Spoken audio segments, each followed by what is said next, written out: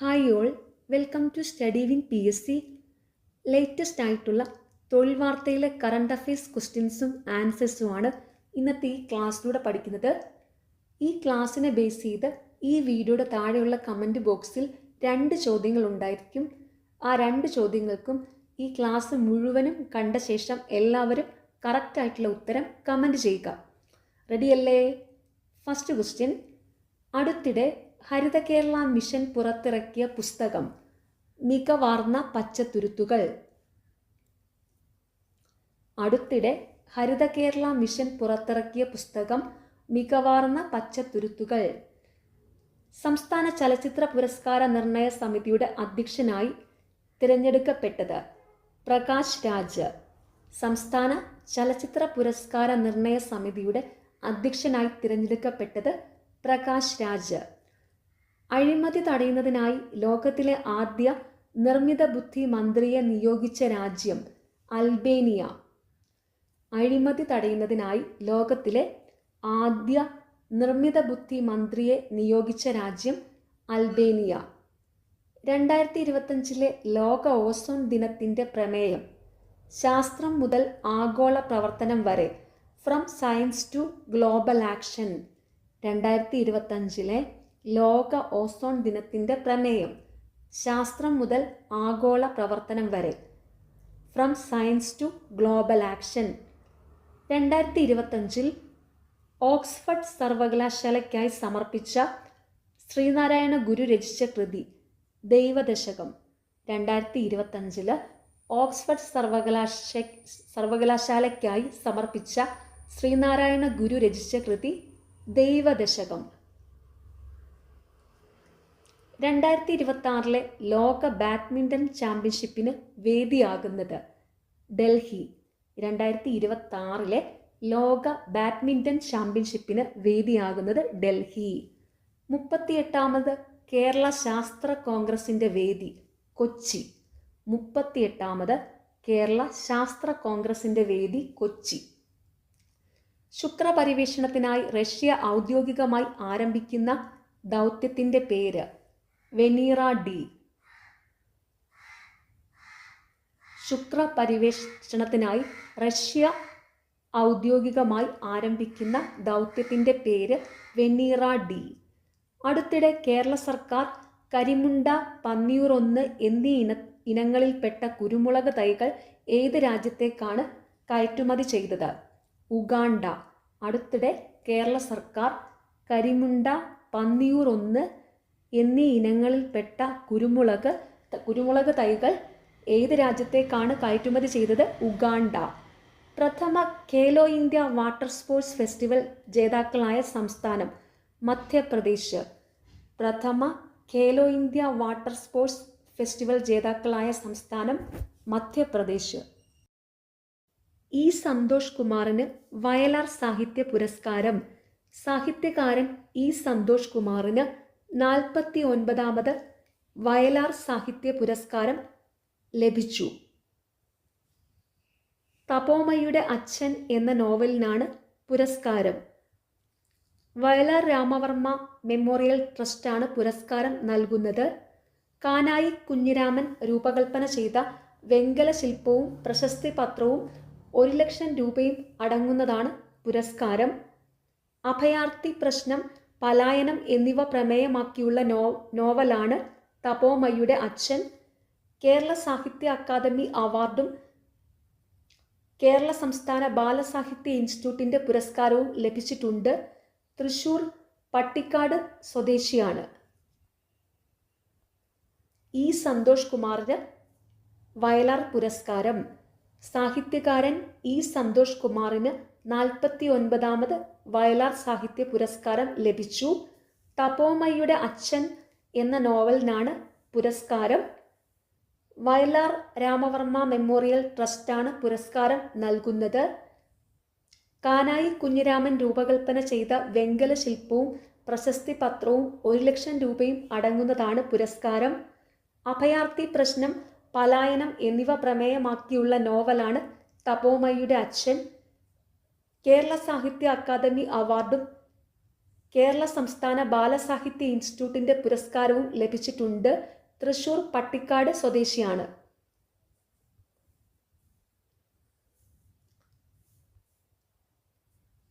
നദിക്കടിയിലൂടെയുള്ള ആദ്യ തുരങ്കപാത.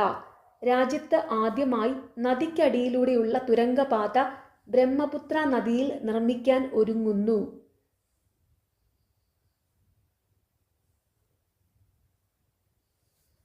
ദേശീയപാത 37 അസമിലെ ഗോഹ്പൂർ നുമാലിഘട്ട് നഗരങ്ങളെ ബന്ധിപ്പിക്കുന്നതാണ് പാത. ഇത് സംബന്ധിച്ച് വിശദമായ പദ്ധതി ദേശീയപാത അതോറിറ്റി തയ്യാറാക്കി.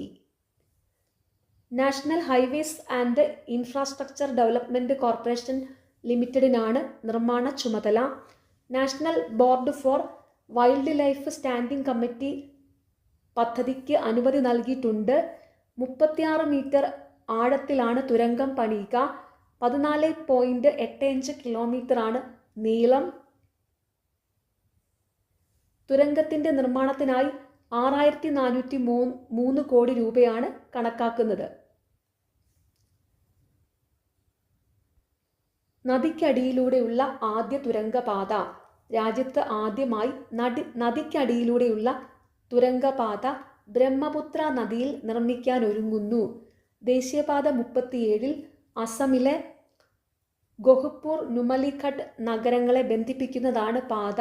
ഇത് സംബന്ധിച്ച് വിശദമായ പദ്ധതി ദേശീയപാത അതോറിറ്റി തയ്യാറാക്കി. National highways and infrastructure development corporation ലിമിറ്റഡിനാണ് നിർമ്മാണ ചുമതല. National board for wildlife standing committee പദ്ധതിക്ക് അനുമതി നൽകിയിട്ടുണ്ട്. 32 മീറ്റർ ആഴത്തിലാണ് തുരങ്കം പണിയുക. 14.85 കിലോമീറ്ററാണ് നീളം. തുരങ്കത്തിൻ്റെ നിർമ്മാണത്തിനായി 6403 കോടി രൂപയാണ് കണക്കാക്കുന്നത്. ഇന്ത്യയിലെ ആദ്യ ആദിവാസി ഡിജിറ്റൽ സർവകലാശാല. രാജ്യത്തെ ആദ്യത്തെ ഡിജിറ്റൽ ആദിവാസി സർവകലാശാല ഉദ്ഘാടനം ചെയ്തു. ആദി സംസ്കൃതി എന്നാണ് സർവകലാശാലയ്ക്ക് നൽകിയിരിക്കുന്ന പേര്. ആദിവാസി കല, സംസ്കാരം, കരകൗശല വസ്തുക്കൾ, വിജ്ഞാനം എന്നിവയെ പ്രോത്സാഹിപ്പിക്കുന്ന ലേണിംഗ് പ്ലാറ്റ്ഫോമും ഡിജിറ്റൽ അക്കാദമിയും ചേർന്നാണ് ആദി സംസ്കൃതി. ആദിവാസി ഉൽപ്പന്നങ്ങളുടെ ഓൺലൈൻ വിപണിയും ഇതിൽ ഉൾപ്പെടും. ഇന്ത്യയിലെ ആദ്യ ആദിവാസി ഡിജിറ്റൽ സർവകലാശാല ആദി സംസ്കൃതി. ഓർത്തു വെച്ചോണം, ഇന്ത്യയിലെ ആദ്യ ആദിവാസി ഡിജിറ്റൽ സർവകലാശാലയാണ് ആദി സംസ്കൃതി. ഇന്ത്യയിലെ ആദ്യ ആനിമൽ ബർത്ത് കൺട്രോൾ പരിശീലന കേന്ദ്രം. രാജ്യത്തെ ആദ്യ ആനിമൽ ബർത്ത് കൺട്രോൾ പരിശീലന കേന്ദ്രം ഉത്തർപ്രദേശിലെ ലക്നൌവിലുള്ള ജർഹാരയിൽ ഉദ്ഘാടനം ചെയ്തു. നഗരത്തിലും പുറത്തും തെരുവ് നായ്ക്കളുടെ പരിപാലനവും വന്ധ്യകരണവും വർദ്ധിപ്പിക്കുക എന്ന ലക്ഷ്യത്തോടെയാണിത്. LMC animal welfare board of India, Uttar Pradesh സർക്കാർ, humane world for animals India എന്നിവയുടെ സഹകരണത്തോടെയാണ് പദ്ധതി നടപ്പാക്കുക. നായ്ക്കളെ കൈകാര്യം ചെയ്യുക, അനസ്തീഷ്യ, വന്ധ്യകരണ രീതികൾ എന്നിവയാണ് മുഖ്യ വിഷയങ്ങൾ.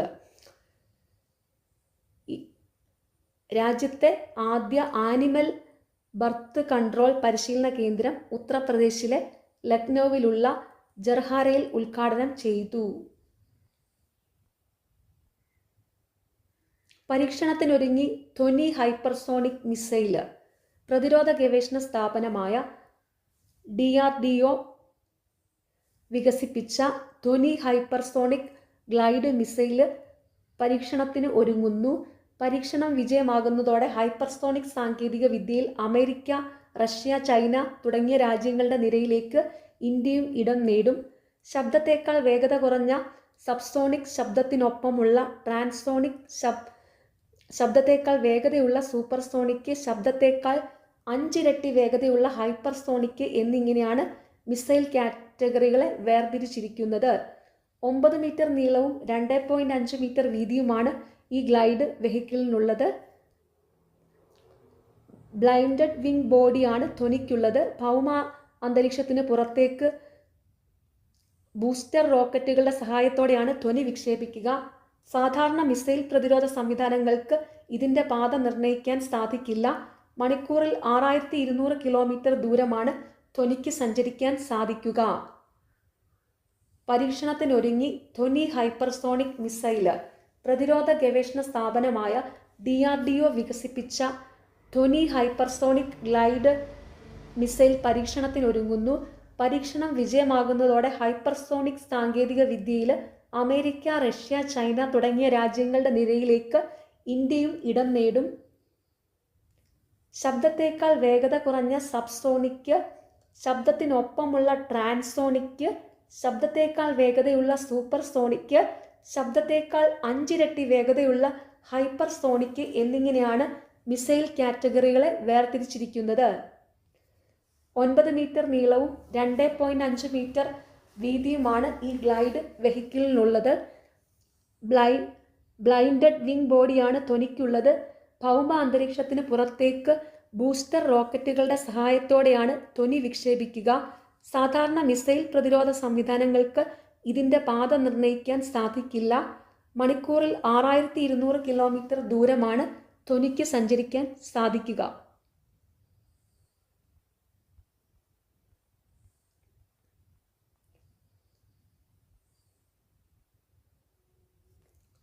നവി മുംബൈ വിമാനത്താവളം ഉദ്ഘാടനം ചെയ്തു. ഇന്ത്യയിലെ ഏറ്റവും വലിയ ഗ്രീൻഫീൽഡ് വിമാനത്താവള പദ്ധതിയായ നവി മുംബൈ വിമാനത്താവളം പ്രധാനമന്ത്രി നരേന്ദ്രമോദി ഉദ്ഘാടനം ചെയ്തു. ഇന്ത്യയിലെ ആദ്യത്തെ പൂർണ്ണ ഡിജിറ്റൽ ഗ്രീൻഫീൽഡ് വിമാനത്താവളം കൂടിയാണിത്. വിമാനത്താവളത്തിൻ്റെ ആദ്യഘട്ടമാണ് ഇപ്പോൾ പ്രവർത്തിക്കുക. 2025 ഡിസംബറിൽ പ്രവർത്തനങ്ങൾ പൂർണ്ണ തോതിൽ ആരംഭിക്കും. 19,650 കോടി രൂപയാണ് നിർമ്മാണ ചിലവ്. അദാനി എയർപോർട്ട് ഹോൾഡിംഗ്സ് ലിമിറ്റഡിനാണ് നടത്തിപ്പ് ചുമതല. ഇതോടെ ഒന്നിലധികം വിമാനത്താവളങ്ങളുള്ള ആഗോള നഗരങ്ങളുടെ പട്ടികയിൽ മുംബൈയും ഉൾപ്പെട്ടു. നവി മുംബൈ വിമാനത്താവളം ഉദ്ഘാടനം ചെയ്തു.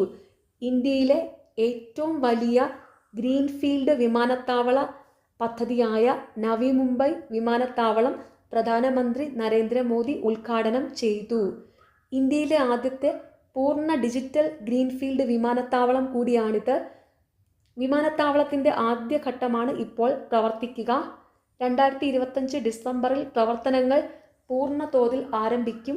19,650 കോടി രൂപയാണ് നിർമ്മാണ ചെലവ്. അദാനി എയർപോർട്ട് ഹോൾഡിംഗ്സ് ലിമിറ്റഡിനാണ് നടത്തിപ്പ് ചുമതല. ഇതോടെ ഒന്നിലധികം വിമാനത്താവളങ്ങളുള്ള ആഗോള നഗരങ്ങളുടെ പട്ടികയിൽ മുംബൈയും ഉൾപ്പെട്ടു. ക്രിസ്ത്യാനോ റൊണാൾഡോ ഫുട്ബോളിലെ ശതകോടീശ്വരൻ. ക്രിസ്ത്യാനോ റൊണാൾഡോ ഫുട്ബോളിലെ ശതകോടീശ്വരൻ. ലോകത്തിലെ ശതകോടീശ്വരനാകുന്ന ആദ്യ ഫുട്ബോൾ താരമായി പോർച്ചുഗലിൻ്റെ ക്രിസ്ത്യാനോ റൊണാൾഡോ.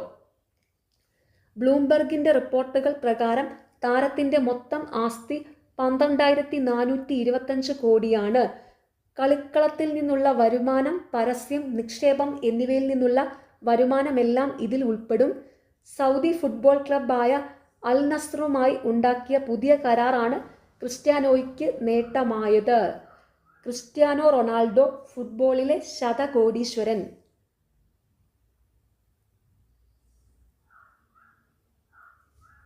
ലോകത്തിലെ ശതകോടീശ്വരനാകുന്ന ആദ്യ ഫുട്ബോൾ താരമായി പോർച്ചുഗലിൻ്റെ ക്രിസ്ത്യാനോ റൊണാൾഡോ.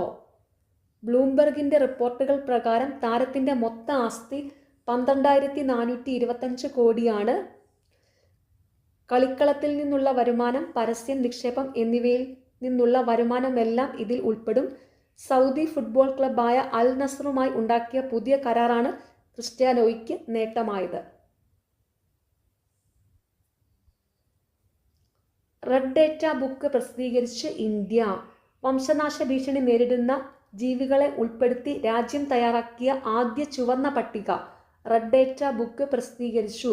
ഒക്ടോബർ 9 മുതൽ 15 വരെയുള്ള UAEയിലെ അബുദാബിയിൽ നടന്ന IUCN വേൾഡ് കൺസർവേഷൻ കോൺഗ്രസിലാണ് പട്ടിക പ്രസിദ്ധീകരിച്ചത്. ഇന്ത്യയുടെ തനത് ജൈവ വൈവിധ്യത്തിനായി തയ്യാറാക്കിയ ലിസ്റ്റ് വംശനാശ ഭീഷണി നേരിടുന്ന ജീവികളെ സംരക്ഷിക്കുവാനും പരിസ്ഥിതി സംരക്ഷണത്തിനും ഊന്നൽ നൽകുന്നു. അന്താരാഷ്ട്ര തലത്തിൽ വംശനാശ ഭീഷണി നേരിടുന്ന സസ്യജന്തുജാലങ്ങളുടെ ലിസ്റ്റ് തയ്യാറാക്കുന്നത് international union for conservation of nature ആണ്. റെഡ് ഡേറ്റ ബുക്ക് പ്രസിദ്ധീകരിച്ച് ഇന്ത്യ. വംശനാശ ഭീഷണി നേരിടുന്ന ജീവികളെ ഉൾപ്പെടുത്തി രാജ്യം തയ്യാറാക്കിയ ആദ്യ ചുവന്ന പട്ടിക റെഡ് ഡേറ്റ ബുക്ക് പ്രസിദ്ധീകരിച്ചു.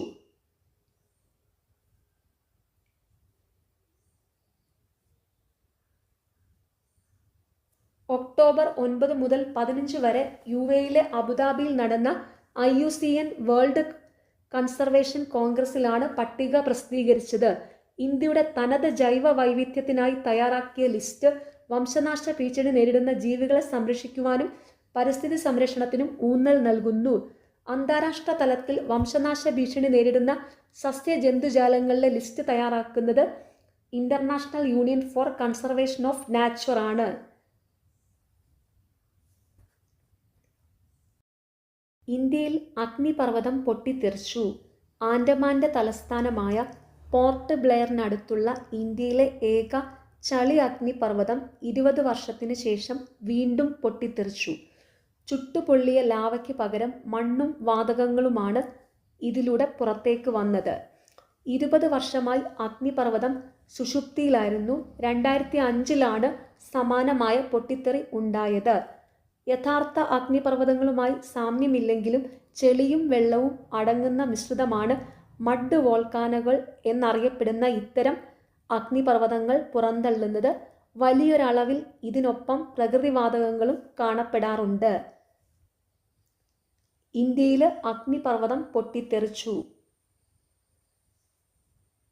ആൻഡമാന്റെ തലസ്ഥാനമായ പോർട്ട് ബ്ലെയറിനടുത്തുള്ള ഇന്ത്യയിലെ ഏക ചളി അഗ്നിപർവ്വതം 20 വർഷത്തിന് ശേഷം വീണ്ടും പൊട്ടിത്തെറിച്ചു. ചുട്ടുപൊള്ളിയ ലാവയ്ക്ക് പകരം മണ്ണും വാതകങ്ങളുമാണ് ഇതിലൂടെ പുറത്തേക്ക് വന്നത്. 20 വർഷമായി അഗ്നിപർവ്വതം സുഷുപ്തിയിലായിരുന്നു. 2005 സമാനമായ പൊട്ടിത്തെറി ഉണ്ടായത്. യഥാർത്ഥ അഗ്നിപർവ്വതങ്ങളുമായി സാമ്യമില്ലെങ്കിലും ചെളിയും വെള്ളവും അടങ്ങുന്ന മിശ്രിതമാണ് മഡ് വോൾക്കാനോകൾ എന്നറിയപ്പെടുന്ന ഇത്തരം അഗ്നിപർവ്വതങ്ങൾ പുറന്തള്ളുന്നത്. വലിയൊരളവിൽ ഇതിനൊപ്പം പ്രകൃതിവാതകങ്ങളും കാണപ്പെടാറുണ്ട്. പിന്നെ നിങ്ങളോട് വേറൊരു കാര്യവും കൂടെ പറയാനുണ്ട്. കമ്പനി ബോർഡ് LGS മാത്സിന് വേണ്ടി സ്റ്റഡി വിൻ PSC ഒരു കോഴ്സ് സ്റ്റാർട്ട് ചെയ്യുന്നുണ്ട്. കോഴ്സിൻ്റെ ഡീറ്റെയിൽസ് ഈ വീഡിയോയുടെ താഴെയുള്ള കമൻറ്റ് ബോക്സിൽ പിൻ ചെയ്ത് വെച്ചിട്ടുണ്ട്. കോഴ്സിൽ ജോയിൻ ചെയ്യാൻ താല്പര്യമുള്ളവർ സ്റ്റഡി വിൻ PSCയുടെ ടെലഗ്രാം ചാനലിലൂടെ എനിക്കൊരു പേഴ്സണൽ മെസ്സേജ് അയയ്ക്കുക. കോഴ്സ് ഫീ 500 രൂപയാണ്. താല്പര്യമുള്ളവർ എത്രയും പെട്ടെന്ന് തന്നെ ജോയിൻ ചെയ്യുക. ഓക്കെ, നിങ്ങൾക്ക് ഈ ചാനൽ ഇഷ്ടപ്പെടുന്നുണ്ടെങ്കിൽ സബ്സ്ക്രൈബ് ചെയ്യണം, സപ്പോർട്ട് ചെയ്യണം, ഷെയർ ചെയ്യണം. പിന്നെ ഈ വീഡിയോയുടെ താഴെയുള്ള ഹൈപ്പ് എന്നുള്ളൊരു ഓപ്ഷനുണ്ട്, അതും കൂടി ഒന്ന് ക്ലിക്ക് ചെയ്യുക. Okay, thank you.